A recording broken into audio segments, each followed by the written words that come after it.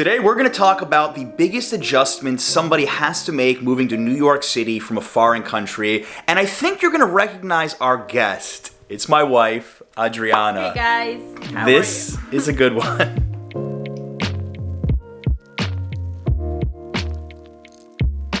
So I think that your experiences moving here from Mexico could really be valuable to a lot of viewers out there who have this dream of moving to New York, of moving to the United States. So take us through the first steps. You left Mexico not knowing a single person in the US to become an au pair. Yeah, I did it back in 2015. I came here because I wanted to learn English, because if I wanted to find a good job in Mexico, I needed to speak English, and I knew some grammar, but I never practiced it. So I thought the best way to learn was moving to a country which language is English. But I was already working, so I didn't want my parents to pay for school, because if I came as a student, I wasn't going to be allowed to work. So I didn't want to go back and tell my parents, hey, I know I'm working already, but would you mind to pay for classes again? Yeah. So I found this program, Au Pair. It's for young, it can be guys or girls, it doesn't really matter, between 18 and 26. And I was 24 back then, so I thought it was a great program to come live with the family, work and study at the same time, and I think it was great. And you ended up meeting me, so everything really worked out. Yeah, I wasn't expecting that. That wasn't in the package of the program. That is not part of the au pair package. But it was there. So tell everybody, what were your first impressions of New York City? I know you said you got to visit your first weekend in the US, right? Yes, it was my first weekend. I arrived on Monday and they brought us here actually on Thursday. It was a Thursday, so it was the first time. And I have to say that I come from a really small city. I think after seeing New York City, I wouldn't call it city anymore, but I never saw so many high buildings in my life. Like never. So I felt like a little ant walking around. I swear, I remember the tour guide said, guys, you can go and walk around for like an hour, but please come back to the Empire State Building because we're gonna pick you up here. But she said something that I will never forget. She said, just look it up in the map, because once you are under the Empire State Building, you won't see it anymore. And it's right, because you're under and you look up and you're like, where is it? Even when you are under it. And the buildings were so huge, so that was the first thing that scared me. Like, wow. And here we are 5 years later, and we've gone to every single observation deck in New York City. Oh my god, yes. So you've seen it from the top and the bottom. Yep. You've told me in the past that there were certain things that you did when you first moved here that embarrassed you a little bit because you didn't know the proper customs. Yes, there are some differences between Mexico and, well, a lot. But for example, I remember that I went to get a haircut, and I paid, the haircut was I think $16, or I don't even remember. Yeah. And I paid and I left, and that was it. I paid my $16 and I left.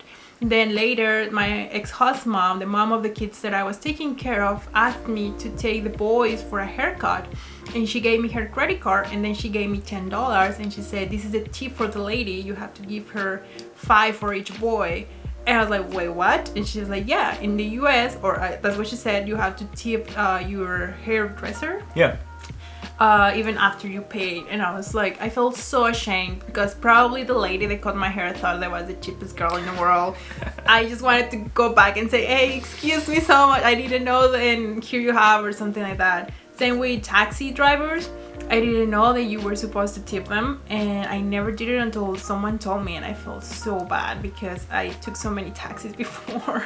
I think this is something that's very distinctly... And bartenders. And bartenders too, because I've seen bartenders yell at people for not tipping. I mean, I think the bartenders in New York City should be a little bit sympathetic if their bars get a lot of tourists, but this is something that confuses so many people visiting here, moving here. The tipping culture in the United States it's extreme. I mean, you tip for a lot of stuff here that you wouldn't tip for in other countries. But I have to say, in Mexico, we tip the person that packs your groceries in the bags, and you don't do it here. Thank God I knew that, or otherwise I would have gone with the lady and said, like, hey, you have a tip for putting my groceries in the bag.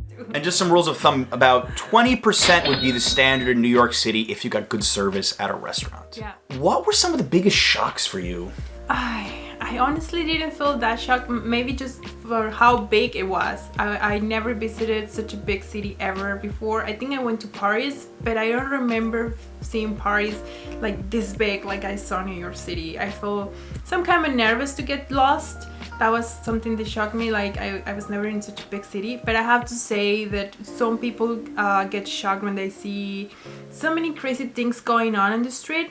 Honestly, I've seen so many things coming from Mexico. I'm not saying bad or good, I'm just in general, I've seen so many things that it wasn't a big shock like a lot of other people said in New York City. So I didn't feel that shocked about the city in general, except for the fact that it was big.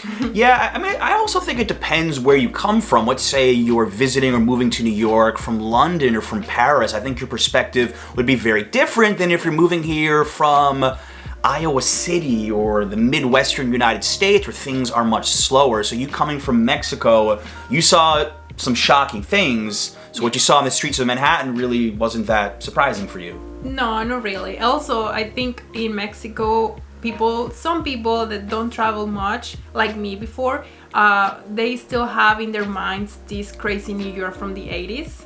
Even my mom was like, oh my God, be so careful there and blah, blah, blah. And so I think maybe in my head, I was expecting this crazy New York that you saw in the movies from the 80s. And it's not at all like that. Maybe some areas, but honestly, It's not. So it was just like another city. You've actually managed to travel quite a bit of the United States. You've been to Miami, you've been to Las Vegas, you've been to LA, you've been to San Diego. What do you find most distinctive about New York compared to other spots in the US you've been to? Well, that's a tough question because I only visited these cities for a short period of time, so I don't think I'm qualified to compare them because I didn't live there, so I couldn't tell. But something I like about New York in compared to the cities that I've seen in Mexico, it's the diversity. Like how many people from different countries live here and how many languages you hear when you're walking on the street. You can be in the subway and you're hearing someone talking in German, and then you hear someone talking in Chinese, Korean, Spanish, French, Italian. It's so crazy. I think that's one of the things that I like the most about New York City. That's definitely what New York City is most well known for, Yes. This melting pot. It's always had that reputation. Okay, this is my favorite question of the video. Can you find a decent taco in New York City? Yes, I can. It's not so easy like in Mexico. Like I think every Mexican has their favorite corner tacos. They can go in pajamas and say, these are my favorite tacos. Most of them. But in New York, it's a little bit harder. But definitely, there are some good spots. In Manhattan, tacos #1, of course. Queens, oh my God. In Queens, I think there are so many. I couldn't tell you one spot. Elmhurst, Corona, Jackson Heights area. That's where we have found the sweet spot for the Mexican food in New York City. But I'm happy that I can actually find good tacos. Yeah. A lot of tourists have said that New Yorkers are rude. After living here for a couple of years, do you find that stereotype true? What I have to say that the fact that they are rude, I think it's not a New York thing. I think it's more like a touristy place thing, because people are busy. People want to get somewhere. People need to get things done, and sometimes the fact there are so many tourists around stop them from that, and maybe that makes them grumpy and it's like and overwhelmed. But I don't think they are actually rude. Of course there are rude people, but there are rude people everywhere in the world. Yeah, I've found that some of the most, the rudest experiences I've ever had in New York have involved going to touristy sites where you're really crowded and people are being inconsiderate with their space, or the employees at some unnamed spots that really cater to tourists, just trying to move everybody along. They're frustrated, they've had a long day, they've had the same question asked of them hundreds of times. But then when you get more to the residential neighborhoods of New York City, I just don't feel that so much. No, I know. You can go to, for example, you've been going to a lot of neighborhoods to make videos, and you find some owners that they are from here. They live here their whole life, so for me they are New Yorkers, and they are really nice and gentle and kind, and so Completely. I think you just find everything like anywhere in the world. I will never forget, and I even told John, and I know this is gonna sound crazy because there are so many things to do in New York. I've done so many amazing things. I've seen so many touristy, historical, and just restaurants, places in New York City. But I will never forget one night when John told me, I'm gonna take you to see different bars in New York.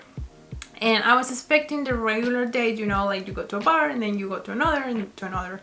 But he actually showed me the speakeasy bars for the first time in my life. I didn't know what a speakeasy was, and he explained it to me, and then he took me to really cool spots, and it was like magic for me, because finding these like really hidden bars was like, wow, what's this? This is so cool. I just wanted to tell everybody about it. And it wasn't about drinking. I'm not saying that my favorite thing is drinking. No. I think one of my most memorable things that I've done in New York was finding the speakeasy bars, find like what they were and the story behind it, because I didn't know that. Honestly, if I'm honest, I didn't know there was a period of time in the US where you were not allowed to drink. So I think that was one of the most... That was one of our maybe first few dates. That was like date number 3, perhaps. And I will never forget it. Take notes, single guys. If you want to impress women in New York, take them to speakeasy bars and know the history behind them. Adriana, what would you tell somebody who's maybe in the same shoes that you were in 5 years ago, wanting to move to the New York City area? You don't know anybody. Do you take the leap of faith? Yeah, I would say just do it without thinking. Something that helped me a lot when I did it was the thought, like, I always can go back home. That was what pushed me to do it, because I thought if something goes wrong and it doesn't work out and doesn't make me feel good, I always can go back home and it's okay. Yeah, I might lose some money, I might lose some time, but honestly, it's worth it. I mean, there are a lot of ways for especially young people to come to the United States and New York. It's not something we really talk much about on the channel, but you can become an au pair if you want to take care of kids. There's a lot of study abroad programs. I've met people that have went to English schools, acting schools. You know, if you have the opportunity, Adriana, I think she's living the dream. Yeah, I'm so happy I did it. I'm so happy. I don't know how I did it. Sometimes I even think like, how did I do that? Because I'm a very introvert, anxious person, but I did it, and I'm here, and I'm so happy I did it. You're not only a full-time resident of the United States right now, but you've also launched your own art shop, and you have your own YouTube channel. Why don't you tell everybody exactly what you're doing?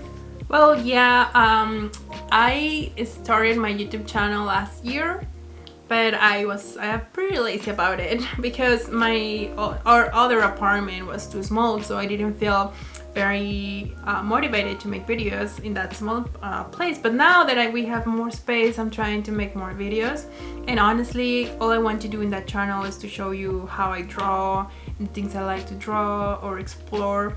Sometimes it's not like John's channel, it's more like art. Yeah. And I'm trying to build an audience around that topic because I really love drawing, guys. If you know you've been with us for a long time, you know that. And now I have this shop that I just started 1 month ago, actually, with these imaginary girls. And actually, I'm gonna upload a video probably tomorrow about it. Well, I don't know when you're gonna see this video, but you're gonna see that video. We'll put a card to it, yeah. Too.